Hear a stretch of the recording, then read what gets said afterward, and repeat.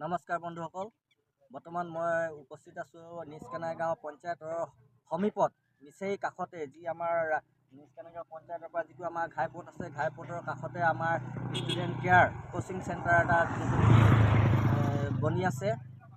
আজি সেই ভিডিঅ'ৰ যোগেদি মানে এই ষ্টুডেণ্ট কেয়াৰ কোচিং চেণ্টাৰৰ কিমানখিনি কাম প্ৰাৰম্ভিক কাম আৰম্ভ হৈছে সেই বিষয়ে দেখাব বিচাৰিছোঁ। আৰু মোৰ লগত উপস্থিত আছে এই ষ্টুডেণ্ট কেয়াৰৰ স্বত্বাধিকাৰ কেইবাজনো আছে। বৰ্তমান এজন মোৰ লগত এতিয়া উপস্থিত আছে আমাৰ দেবু কোঁৱৰ।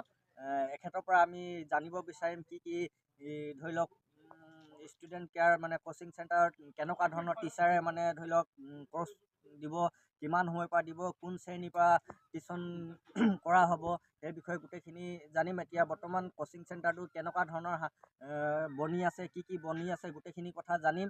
ব্লক আমি অকণমান ভিতৰলৈ সোমাই যাওঁ। হয়, ঠিকেই। আচলতে কি হ'ল, আমি খুব খৰখেদাকৈ অনুষ্ঠানটো আৰম্ভ কৰিছোঁ, কৰা নিচিনা হ'ল। আজি প্ৰায় 1 তাৰিখমানৰ পৰা আৰম্ভ হৈছে, 1 মে'ৰ পৰা। তাৰপিছত এয়া আপোনালোকে প্ৰত্যক্ষ কৰিছে, আমি খুব নিৰ্মীয়মান অৱস্থাত আছে। অকণমান দেখুৱাই দিয়চোন পৰিৱেশটো। আমি আৰু ভাবিছোঁ 15 দিনৰ ভিতৰত সম্পূৰ্ণ হৈ উঠিব। আৰু নিশ্চয় আপোনালোকে ভিডিঅ'ৰ দৰে আপোনাৰ ভিডিঅ'ৰ জৰিয়তে হওক বা বিভিন্ন সংবাদ মাধ্যমৰে হওক বা সামাজিক মাধ্যমৰ জৰিয়তে আমি ৰাইজক জনোৱাৰ বাবে চেষ্টা কৰিম। বিশেষকৈ আপুনি যে সুধিলে আমি কি ধৰণে পৰিকল্পনা কৰিছোঁ, সেই সন্দৰ্ভতে আমি আপোনাৰ জৰিয়তে ৰাইজক জনাবলৈ আমি চেষ্টা কৰিম। এয়া এখন বৰ্ড আছে, আমি এই বৰ্ডখন আমি অকণমান দেখুৱাই দিব খুজিছোঁ। ষ্টুডেণ্ট কেয়াৰ কোচিং চেণ্টাৰ নামটোৱে কৈছে। আচলতে আমি ছাত্ৰ ছাত্ৰীসকলৰ যত্ন লোৱাৰ কাৰণে আমি বিশেষকৈ ব্যৱস্থা কৰিছোঁ। এইখিনিতে মই মাজতে কথা এটা কওঁ, যিহেতু আমাৰ নিজ কানাই গাঁৱত আগতে আমাৰ কানাই গাঁও নিজ কানাই গ্ৰীণত আমাৰ ইয়াত মানে এনেকুৱা ধৰণৰ এটা কোচিং চেণ্টাৰ নাছিলে, যিহেতুকে ল'ৰা ছোৱালী পঢ়াবৰ কাৰণে বহুতখিনি অসুবিধা হৈছিলে। সেই অসুবিধা স্বত্তে মানে গাৰ্জেনে যি মানে ল'ৰা ছোৱালী অভিভাৱকে ডিব্ৰুগড়ত ভাড়া ঘৰ কৰি ল'ৰা ছোৱালী পঢ়াৰ এটা মানে পৰিকল্পনা হৈ আছে বা কৰি আছে ৰাইজে। ঠিক আজি এই কোচিং চেণ্টাৰখন হোৱাৰ পৰা মানে সেই অসুবিধাটো নহ'ব বুলি মই যথেষ্টখিনি হেৰি হয়। এতিয়া ধৰি লওক আপুনি মানে কোচিং চেণ্টাৰ কেনেকুৱা ধৰণৰ টিচাৰ মানে কিমান ক্লাছৰ পৰা কৰিব, সেইখিনি অকণমান ৰাইজক অৱগত কৰিলে ভাল হয়। আমি বিশেষকৈ আপুনি নিশ্চয় সঠিক কথাই উল্লেখ কৰিলে।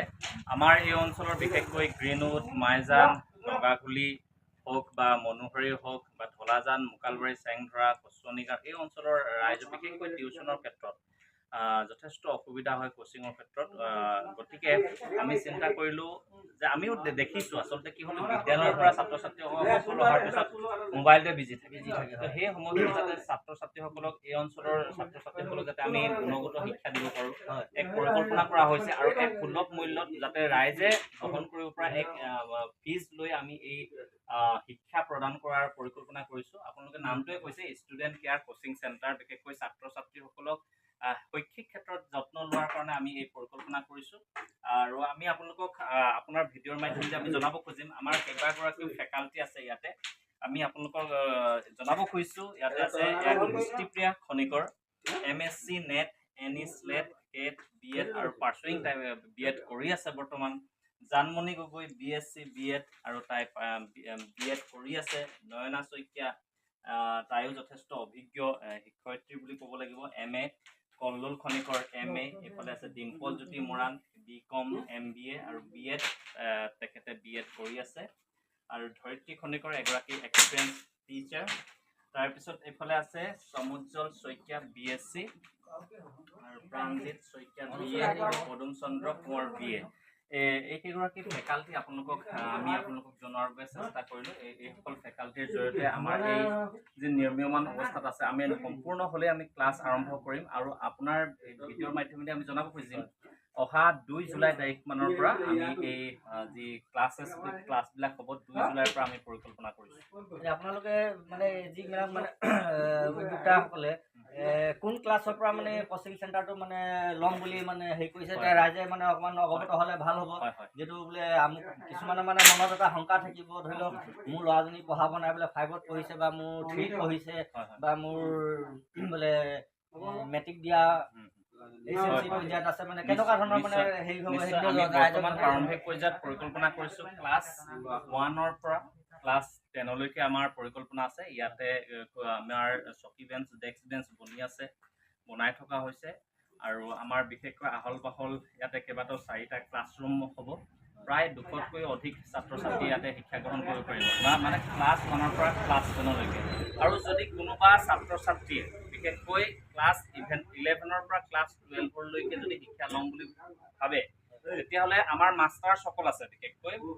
গতিকে আমাৰ মাষ্টাৰসকলে অনলাইনৰ মাধ্যমেৰে PPT আকাৰে তেওঁলোকক খুব সুন্দৰ ক্লাছ দিয়াৰ বাবে পৰিকল্পনা আমাৰ আছে। গতিকে সেই বিষয়ে আমি ভিডিঅ'ৰ মাধ্যমেদি জনাইছোঁ।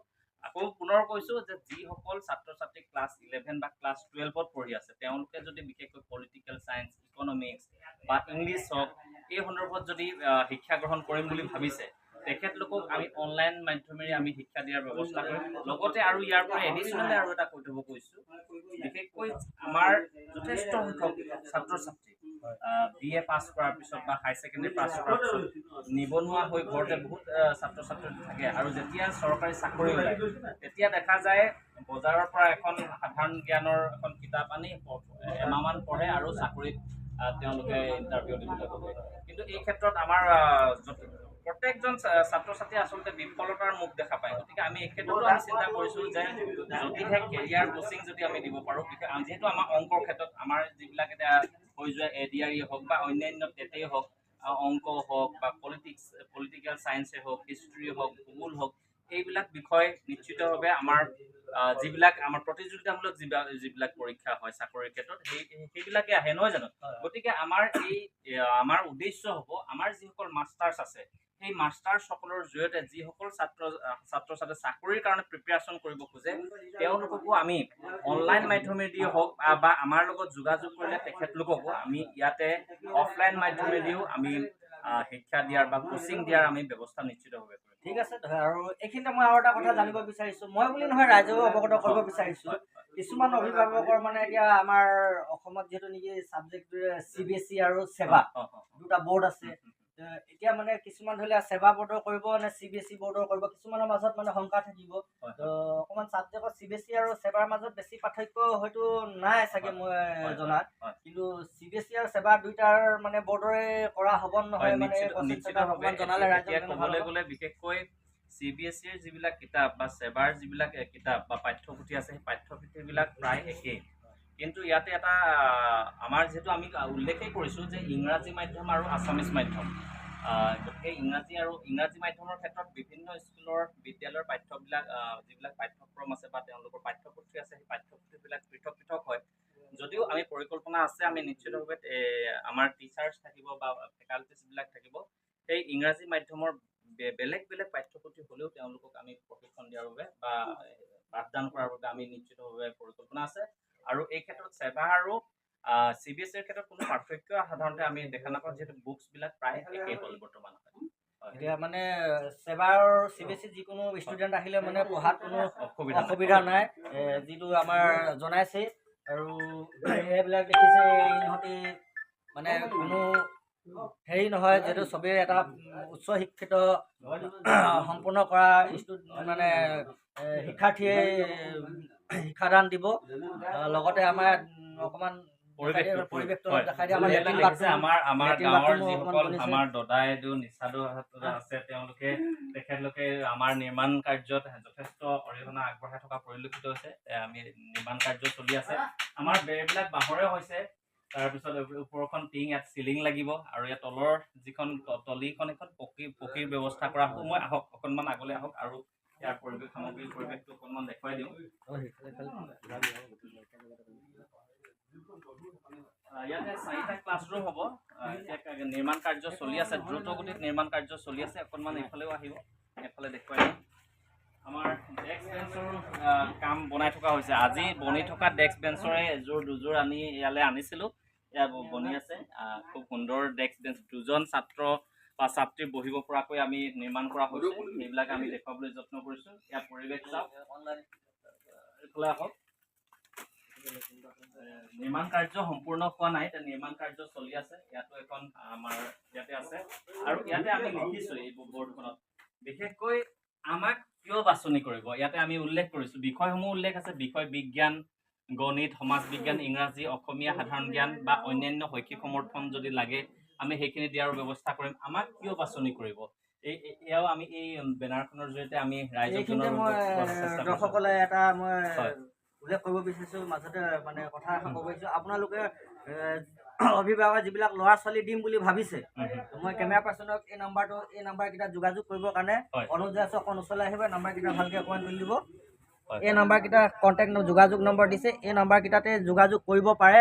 যোগাযোগ কৰি নিজৰ ল'ৰা ছোৱালীক মানে এই কোচিং চেণ্টাৰত কেনেধৰণৰ মানে নামভৰ্তি কৰিব পাৰি বা হেৰি কৰি সবিশেষ মানে এই নাম্বাৰটোত কল কৰি জানিব পাৰিব। নাম্বাৰটো মই এবাৰ কৈ দিছোঁ বাৰু, 8812005307 আৰু এটা নম্বৰ দিছে 9957676539। এই দুটা নম্বৰতে যোগাযোগ কৰি কেনেধৰণৰ কিমান হেৰি কি বুলি কয় মাননিটো বা ফিজটো কিমান পৰিব, কি কৰিব, সবিশেষ মানে গোটেইখিনি সবিশেষখিনি এই দুটা নম্বৰত কল কৰি জানিব পাৰিব। আমি ইয়াতে উল্লেখ আমাক কিয় বাছনি কৰিব সেই সন্দৰ্ভতো আপোনাৰ ভিডিঅ'ৰ মাধ্যমেৰে আমি অভিভাৱকসকল আৰু ছাত্ৰ ছাত্ৰীসকলক জনাব খুজিছোঁ। অভিজ্ঞ আৰু নিষ্ঠাৱান শিক্ষকসকল ইয়াতে থাকিব। প্ৰতিজন ছাত্ৰ ছাত্ৰীৰ প্ৰতি ব্যক্তিগত যত্ন আচলতে লোৱাৰ বাবে ব্যৱস্থা কৰা হ'ব। নিয়মীয়া পৰীক্ষা আৰু মূল্যায়নৰ ব্যৱস্থা থাকিব। দুৰ্বলতাৰ বাবে বিশেষ বিশেষকৈ যিসকল ছাত্ৰ ছাত্ৰী শৈক্ষিকভাৱে দুৰ্বল তেওঁলোকৰ বাবেও আমি বিশেষ পাঠদানৰ ব্যৱস্থা কৰিম। সৰু দলত উত্তম শিক্ষা, সৰু দলত আমি এটা ক্লাছৰুমত সাধাৰণতে দেখা যায় যথেষ্ট সংখ্যক 100টা বা 80টা ছাত্ৰ ছাত্ৰী থাকে, কিন্তু আমি সৰু দলত মানে তেওঁলোকক আমি শিক্ষা দিয়াৰ ব্যৱস্থা কৰিম। ধাৰণা ভিত্তিক শিক্ষা আৰু হোমৱৰ্ক, বিদ্যালয়ৰ যিবিলাক হোমৱৰ্ক থাকে সেই হোমৱৰ্কতো সহায়ক কৰা হ'ব। ব্যক্তিত্ব বিকাশৰ দীক্ষাও দিয়া হ'ব ছাত্ৰ ছাত্ৰীসকলক। আৰু সুলভ মাচুল, যিটো মাচুলৰ কথা ইয়াতে আহিছে, মাচুলৰ বিষয়ে মই অৱগত কৰি দিব খুজিছোঁ আমাৰ অভিভাৱকসকল, ছাত্ৰ ছাত্ৰীসকল বা শ্ৰদ্ধাৰ দৰ্শকসকলক। বিশেষকৈ আমাৰ মাচুল হ'ব ক্লাছ 1 to ক্লাছ 5লৈকে 600 টকা অল ছাবজেক্ট, আৰু ক্লাছ 6ৰ পৰা ক্লাছ 8লৈকে 800 টকা তিনিটা ছাবজেক্ট, ইংৰাজী, তাৰপিছত মেথছ আৰু ছায়েন্সত 800 টকা লোৱা হ'ব। আৰু ক্লাছ 9ৰ পৰা ক্লাছ 10লৈকে তিনিটা বিষয়ত, বিশেষকৈ ইংৰাজী, বিজ্ঞান আৰু গণিত বিষয়ত 1000 টকা লোৱা হ'ব। এই বিষয়ে আমি অৱগত কৰিলোঁ। আৰু আপুনি ইতিমধ্যে তেখেতে আমাৰ বন্ধু নিৰঞ্জন গগৈয়ে উল্লেখ কৰা মতে আমাৰ নাম্বাৰ যোগাযোগ কৰিব পাৰিব।